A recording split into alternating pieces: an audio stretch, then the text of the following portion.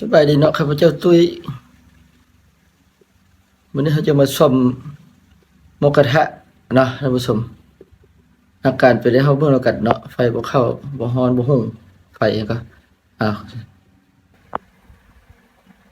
นี่คืออาการหมูกระทะเนาะ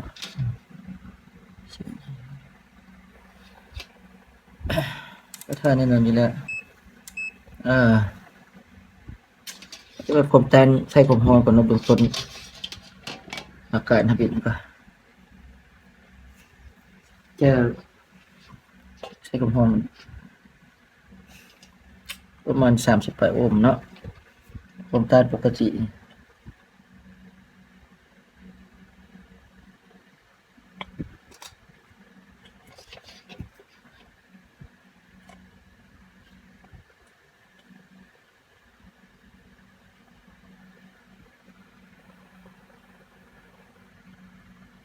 34โอห์ม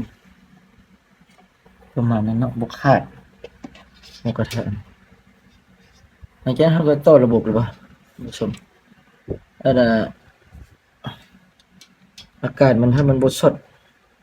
มันบ่ลงกล้าวแล้วก็ใส่ไฟเปื่อยนิดนึงจะช็อตเลยนะตัวนี้เนาะใส่ไฟที่ต่อเข้ามาบ่จะเป็นเปื่อยนิดนึงก็จะช็อตเป็นไฟ AC เนาะมันควรจะช็อตแรงนิดนึงมันใช่อากาศของหมูกระทะนั้นเวลามันเปื่อยช็อตหลายสายมันจะเปื่อยมันจะต่อวงจรไปสู่ LED แล้วก็เทอร์มอนตัดต่อไฟนิดนึงเนาะอีกสวิตช์เหมือนเนี้ยทางนี้ยินเสียงตัดไฟแตกๆอยู่แล้วเราต่อวงจรให้มันครบเนาะแล้วอีกก็ไฟบกเข้าบกหุ่ง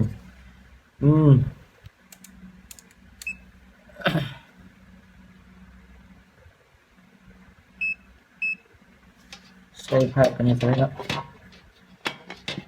ใส่ผักปิดใส่ผักวัดครบต้นอย่างนะนี่ขีดเกล้านะขีดเกล้าลงโค้งไม่ใช่แต่ถ้าใช้ของเขามันบงหัวก็บเป็นอย่างเนาะค่อนข้างที่จะคุมเด็ดนะครับไฟเข้ามาเนาะใช้ไฟก็ขาดเนาะเช็คไฟ2 สายสายกระเด็นเนาะอันนี้คือหูปักเสียบนะสายนี้หูปักเสียบแล้วนะเสียบเข้าเนาะอันนี้จะอีกฝั่ง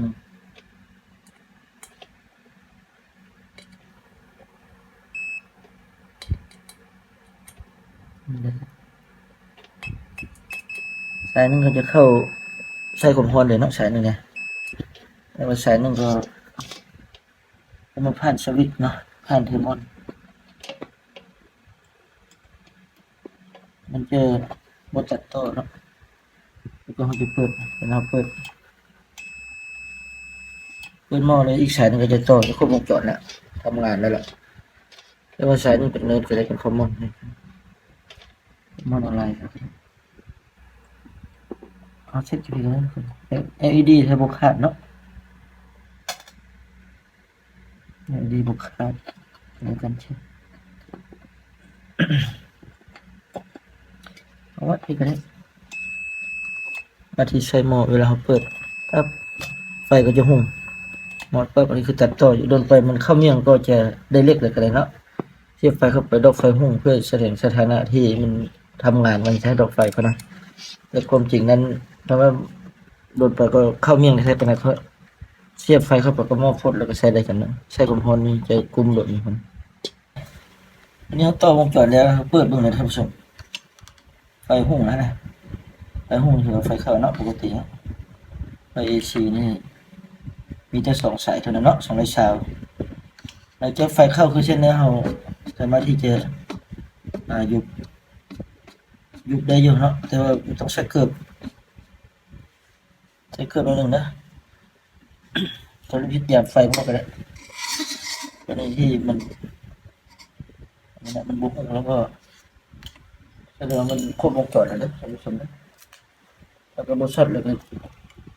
ใส่ได้อยู่ที่ทำก็เพื่อเด่นเอา